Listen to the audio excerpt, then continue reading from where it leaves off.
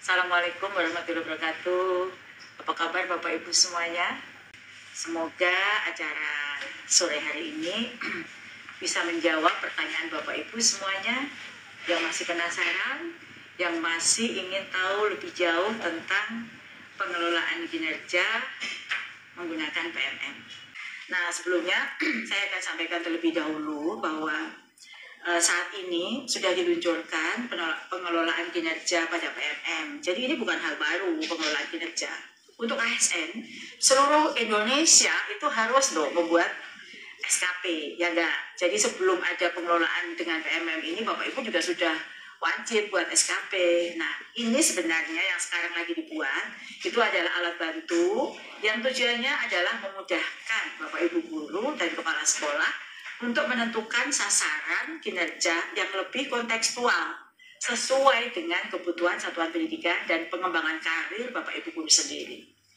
Dan ini tujuannya untuk apa? Tentu untuk peningkatan kualitas pembelajaran yang berpusat pada peserta didik sejalan dengan kurikulum Merdeka yang sekarang diimplementasikan. Nah, fitur pengelolaan guru dan kepala sekolah ini juga telah terintegrasi di layanan e-kinerja yang dikelola oleh Badan Kepegawaian Negara. Jadi Bapak Ibu di seluruh Indonesia ya, yang masih harus ngisi 2 itu keliru. Bapak Ibu cukup ngisi 1 saja. Di PMM nanti data Bapak Ibu sudah terintegrasi di e-kinerja. Jadi Bapak Ibu, kabar yang membanggakan buat Bapak Ibu guru nih, sebagai guru harus bangga. Mengapa? Gini ya, jabatan fungsional itu kan banyak di seluruh Indonesia. Nah, JF Guru itu baru satu-satunya yang sudah mempunyai pengelolaan kinerja berbasis pada kinerja Bapak Ibu guru sendiri. Dan Kemendikbudristek juga sudah membuat surat edaran bersama, ngobrol dengan BKN, sehingga cukup di PMM, yang mana itu semua rekam jejak Bapak Ibu di pembelajaran itu sudah ada, nggak perlu nyari kemana-mana, sudah ada di situ, kita boleh melakukan pengelolaan kinerja kita sendiri di PMM, dan Bapak Ibu tidak perlu lagi ngisi di EGIN, tapi datanya sudah langsung ke sana, sudah ada langsung mengalir di kinerja. Ya Bapak Ibu gitu ya, jelaskan. Jadi ini sebenarnya kami ini prihatin kalau sebelumnya Bapak Ibu guru kan dibebani dengan tugas administrasi yang banyak sekali, ya kan? Nah, sejak ada pengelolaan kinerja ini cukup centang-centang di PMM, nggak perlu lagi nyari-nyari dokumen, scan, nyari-nyari itu ya cukup centang-centang, nggak perlu nyetak juga. Jadi sudah terekam semua yang Bapak Ibu buat itu ada di PMM. Nah Bapak Ibu, dengan hadirnya sistem baru ini, Bapak Ibu pasti juga memiliki banyak pertanyaan ya, untuk bisa beradaptasi bahwa memang hal baru itu memang harus membutuhkan penyesuaian. Bapak Ibu jangan cepat menyerah atau cepat kesel, namanya ASN kan memang begitu ujiannya ya. Jadi pasti banyak sekali pertanyaan. Mengapa guru dan kepala sekolah diarahkan untuk mengisi pengelolaannya di PMM? Kenapa? Ya jawabannya ya kita yakin ya Kemendikbudristek ini bahwa guru yang profesional itu adalah kunci keberhasilan pembelajaran. Meningkatnya kualitas itu ya dari guru. Keberhasilan semua transformasi yang kita lakukan itu ya dari guru itu sendiri. Nah kami ingin menghadirkan pengelolaan kinerja yang mendorong pengembangan kompetensi, peningkatan kinerja, hingga bisa meningkatkan kesejahteraan guru dan kepala sekolah. Lalu apalagi? Nah untuk mewujudkan itu ya kita sudah ngobrol nih dengan BKN. Dan BKN sangat terbuka dengan apa yang sudah kita lakukan saat ini, karena tentu akan membantu BKN juga mendapatkan data terbaik, data kinerja terbaik yang benar-benar mencerminkan kinerja Bapak Ibu guru. Jadi ya akan terlihat ya yang rajin, yang asal-asalan, yang produktif, yang ngajarnya bagus, itu akan terlihat dengan yang sekarang kita lakukan. Nah Bapak Ibu kalau belum pengen lebih yakin lagi, boleh baca lebih detail surat edaran bersama antara Kepala BKN dengan Mas Menteri. Di situ sudah dijelaskan bahwa mulai Januari 2024, pengelolaan kinerja bagi guru dan kepala sekolah hanya melalui PMM yang terintegrasi dengan kinerja PKN.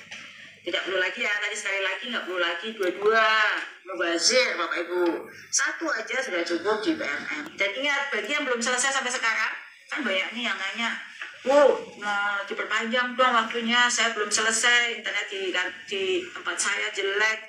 Memang masih ada kesempatan Bapak Ibu. Masih ada sampai 31 Januari 2024. Tapi kabar baiknya nih Bapak Ibu, seluruh Indonesia 1,2 juta ASN, Bapak Ibu termasuk pasti yang sekarang join, itu sudah membuat perencanaan kinerjanya di BMM 1,2 juta. Jadi terima kasih ya Bapak Ibu guru yang sudah semangat melakukan pengelolaan kinerjanya di BMM. Terima kasih. Ini berarti Bapak Ibu benar-benar menyambut baik semua kebijakan yang kita lakukan. Ya memang hanya Bapak Ibu guru lah yang menjadi mitra kami ini, karena kami lakukan semuanya untuk Bapak Ibu guru. Ini yang sekarang pengembangan kompetensi sebagai salah satu pendukung dari pengelolaan kinerja ini malah membuat guru fokus kumpul-kumpul mengkoleksi sertifikat pelatihan di BMM dan melupakan tugas utama guru, yaitu melaksanakan pembelajaran di kelas. Apakah benar begitu pertanyaannya? Ini banyak yang tanya begini, makanya mau saya jawab ya. Jadi sebenarnya dalam transformasi pengelolaan kinerja guru dan kepala sekolah, yang terpenting, ingat yang terpenting nih, itu perubahan praktek pembelajaran. Nanti yang akan diobservasi oleh kepala sekolah di bulan Maret. Jadi yang paling penting di antara semua ini adalah perubahan praktek pembelajaran di kelas. Inilah yang disebut dengan perubahan praktek kinerja. Ingat ya, ingat benar-benar bahwa yang utama adalah perubahan dan perbaikan praktek kinerjanya, bukan pengembangan kompetensinya.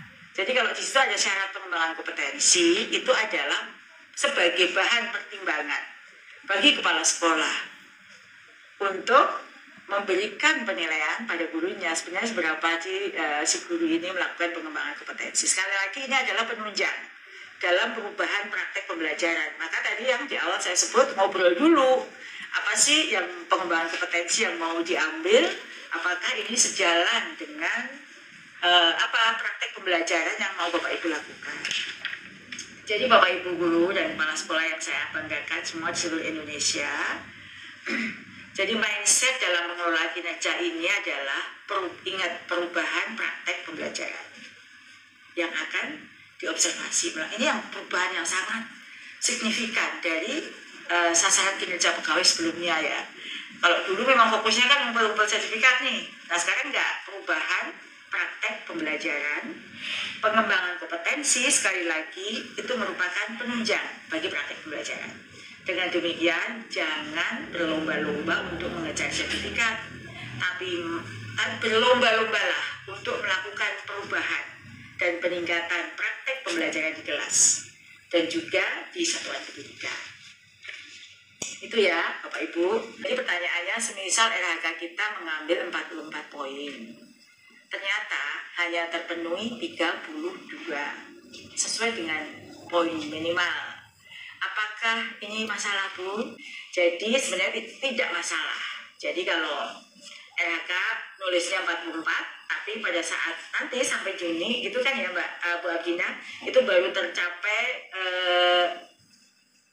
32 gitu, tidak masalah karena pemenuhan poin pengembangan kompetensi adalah 32, itu sesuai ekspektasi. Dan ingat, pengembangan kompetensi adalah faktor yang dipertimbangkan, bukan dinilai. Centang aja sudah 32. Yang terpenting sekali lagi, perubahan praktek kinerja di sekolah. Jadi nggak usah berlomba-lomba untuk berlomba-lomba untuk ngumpulin sertifikat. 32 saja sudah cukup dan itu sudah memenuhi syarat. Jika pengumpulan sebanyak-banyaknya pengembangan kompetensi bukan tujuan, seperti tadi saya sampaikan. Dari pengelolaan kinerja, bagaimana sih sebenarnya esensi pengembangan kompetensi dalam pengelolaan kinerja yang sekarang? Nah ini, tadi saya bilang ya, yang paling penting praktek, pengembangan kompetensi, pertimbangan. Lalu sebenarnya apa pengelolaan kinerja ini? Bedanya dengan yang sebelumnya ya. Jadi saya kembali mengingatkan bahwa pengembangan kompetensi itu merupakan salah satu aspek dalam rencana hasil kerja atau RHK. Sedangkan RHK itu sendiri banyak aspeknya, ada beberapa aspek yang ini dapat dilihat di dokumen hukum lah, di dalam Perdirjen ya 7607, atau dapat dilihat di Juknis tentang pengelolaan kinerja guru dan kepala sekolah. Jadi pengembangan kompetensi itu hanya salah satu, dan perlu saya tekankan bahwa RHK tentang pengembangan kompetensi itu lebih detailnya. Kalau Bapak Ibu ingin penasaran nih, ingin tahu lebih detail, itu bisa dilihat di Perdirjen tersebut atau di Juknis tersebut di pasal 14. Di situ apa saja sih pilihan-pilihan yang dapat dipilih oleh guru dan kepala sekolah untuk pengembangan kompetensinya. Itu ya. Lalu pertanyaannya, gimana cara milihnya?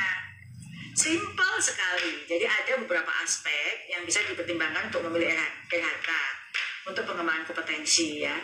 Yang pertama, kalau mau pengembangan kompetensi ya sesuai dengan minat Bapak Ibu dong, ya kan?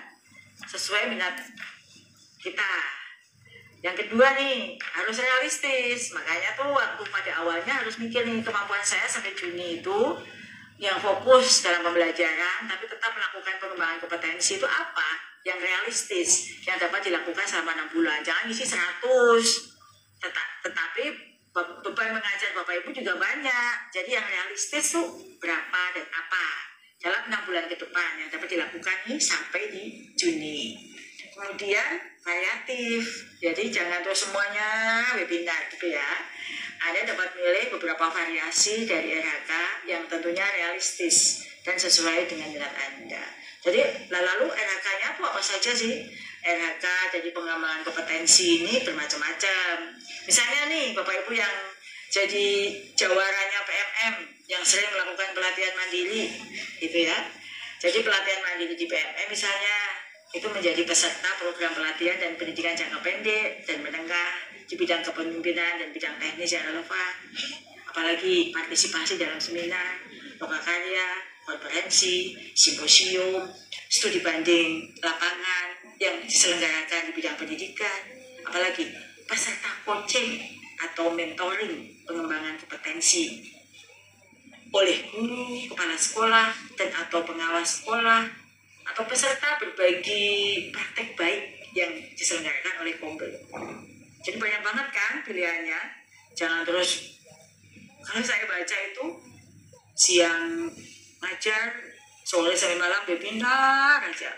Udah, kan banyak banget pilihan. Bahkan apa yang selama ini sudah Bapak Ibu kerjakan loh, itu bisa menjadi bagian ragam dari RHK. Jadi sekali lagi saya ingatkan ya Bapak Ibu, poin penting dalam pengembangan kompetensi bukan konversi angka kredit. Jadi ngumpulin angka kredit, bukan. Poin pentingnya adalah, itu tadi yang angka kredit yang tadi berbagai macam itu adalah penunjang untuk guru dan kepala sekolah melakukan praktek kinerja. Jadi yang perlu diingat bahwa untuk memenuhi ekspektasi atasan hanya memerlukan 32 poin, tidak harus sampai 128. 32 poin itu sudah cukup. Yang penting poin yang Bapak Ibu lakukan adalah minat dan kemampuan untuk mengerjakan, bukan banyaknya. Mampu nggak sih dalam perencanaan itu, kalau misalnya pengen banget 40 boleh, tapi kira-kira diukur dulu mampu nggak dalam 1 tahun sampai Juni itu mengerjakan, gitu ya. Gitu Bapak Ibu, sudah jelaskan. Pertanyaannya begini, dari BKN maupun Dinas Pendidikan belum ada juklak petunjuk pelaksanaannya. Apakah kita tetap mengisi RHK melalui PMM? Karena kita mau mengisi, tapi dari BKN dan BKD maupun Dinas Pendidikan belum ada juklaknya. Bagaimana Bu? Ya, pertanyaan bagus nih. Ini pertanyaan mungkin mewakili Bapak Ibu guru yang lain yang seluruh Indonesia yang sekarang sedang bingung, lagi nunggu juklak gitu ya. Jadi saya ingatkan, hanya di PMM Kata siapa nggak ada diklat? Sudah. Saya ingatkan berkali-kali, kita sudah punya surat edaran yang nggak harus diberi label coklat, begitu kan ya. Ada surat edaran, ya itu surat edaran Mendikbudristek. Ada juga juknis, ya juknis itu kalau dibaca itu sudah sangat detail, Bapak Ibu, tinggal mengimplementasikan saja. Juknis tentang pengelolaan kinerja guru dan kepala sekolah semua ada di paket informasi yang sudah tersebar. Jadi kita sudah ada paket informasi yang sudah tersebar. Nah, Bapak Ibu guru yang masih bingung, dari seluruh provinsi di seluruh Indonesia, kita sudah melatih, sudah menyiapkan orang-orang hebat yang akan bisa menjawab pertanyaan Bapak Ibu semua dari Balai Guru Penggerak, Balai Besar Guru Penggerak. Jangan hanya fokus memikirkan tentang jumlah, tentang nilai atau teknis. Ya, kita sekarang sudah bukan di era fokus jumlah, nilai dan teknis. Di sini setiap ASN, guru dan kepala sekolah gitu ya, diberi kebebasan untuk memilih kira-kira bidang apa sih yang perlu saya tingkatkan. Ya, keterampilan baru apa yang perlu saya pelajari. Bagaimana cara saya melakukannya? Apa kira-kira manfaatnya bagi siswa saya nantinya? Jadi semua yang kita lakukan kan bukan untuk kita sendiri kan ya, tapi untuk membantu melakukan pembelajaran, melakukan perubahan, pembelajaran yang terdiferensiasi. Apa yang kira-kira bermanfaat untuk siswa saya? Ini yang harus jadi fokus. Jadi bukan cuma nilainya berapa, caranya bagaimana, jumlahnya, poinnya berapa gitu. Ingat ya. Jadi meskipun cakupannya itu tidak besar, kegiatannya cenderung sedikit, tidak masalah Bapak Ibu. Yang penting value dari apa yang Bapak Ibu lakukan. Yang penting adalah kompetensi yang tadi Bapak Ibu ingin wujudkan benar-benar telah terbangun dan berdampak positif untuk siswa di sekolah Bapak Ibu semua. Itu Bapak Ibu, ingat ya, sekali lagi semangat Bapak Ibu ya. Untuk bukti dukung RHK, observasi teman sejawat, laporannya ada bentuk bakunya, Bu. Terima kasih, wassalam, waalaikumsalam. Jadi seperti yang tadi saya sampaikan, observasi teman sejawat bisa mengikuti borang atau forum observasi yang digunakan oleh kepala sekolah untuk melakukan observasi. Bukti dukungnya cukup lampiran catatan hasil observasi tadi ya, dan hasil diskusi dengan guru yang diobservasi. Sederhana loh, pokoknya gampang deh. Ini kita mau buat sesuatu yang gampang buat Bapak Ibu guru, supaya apa? Fokusnya tadi ngajar. Gitu ya Bapak Ibu. Semoga Bapak Ibu semuanya bisa puas dengan jawaban saya. Ketika sudah membuat RHK dan disetujui oleh kepala sekolah, bagaimana bila di tengah jalan kita mengikuti kegiatan yang sudah melebihi RHK? Apakah perlu berubah lagi kah SKP-nya?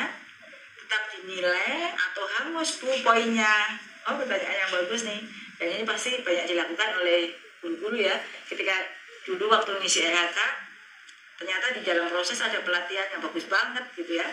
Ada webinar seminar yang bagus banget yang sejalan dengan apa yang Bapak Ibu kerjakan gitu. Jadi Bapak Ibu nggak perlu takut jika semacam ini. Karena inti dari pengelolaan kinerja itu adalah perubahan praktik ya. Yang pelaksanaannya dilakukan dengan diskusi terlebih dahulu dengan kepala sekolah. Jadi tinggal diskusikan saja apa yang tadi Bapak Ibu lakukan dengan kepala sekolah. Kemudian nanti kepala sekolah bisa menjadikan hasil diskusi tadi sebagai pertimbangan untuk penambahan nilai.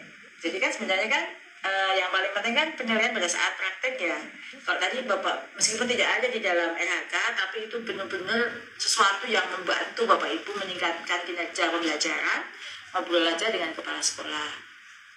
Nanti kira-kira yang tadi diikuti pelatihan tertentu tadi meningkat tidak kompetensinya, gitu ya. Jadi tetap ingat bahwa apa yang tadi pengembangan kompetensi tadi, apakah kira-kira berpengaruh terhadap perubahan praktik pembelajaran yang Bapak Ibu lakukan. Tuh, Bapak Ibu. Itu ya. Fokusnya sekali lagi nih, saya udah berapa kali tadi ngomong ya. Fokusnya adalah perubahan praktek pembelajaran.